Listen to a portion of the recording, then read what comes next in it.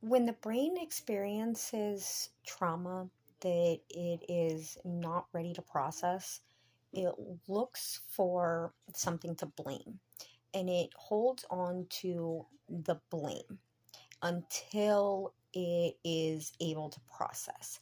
And one of the ways that you can get your brain to process trauma is through understanding of the true situation and circumstances.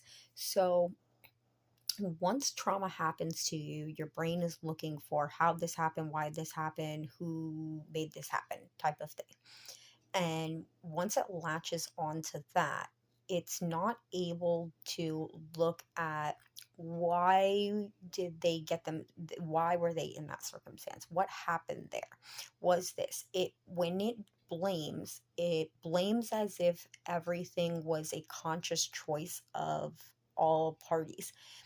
When you're older and able to process these things and you start to understand how people get in situations and circumstances and things from a perspective in a certain direction and not a hindsight or big picture perspective of every circumstance and things and details that are happening. So, like, for example, uh, in relationships, you can be told prior about um, like the new person's exes or their experiences and stuff. But you take it like with a grain of salt.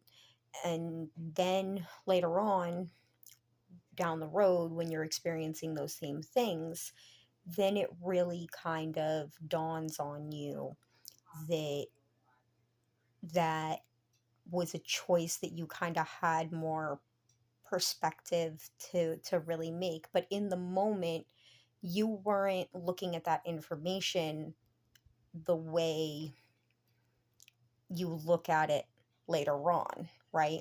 Like when you first get it, it's, I don't know if this information is true, versus later on when you experience it, you know for sure that information is true.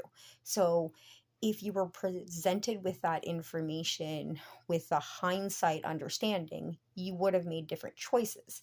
When you use that factoring on how you got in situations of trauma, it then allows your brain to actually process the trauma that it went through and no longer hold on to the blame part that it was using to avoid processing.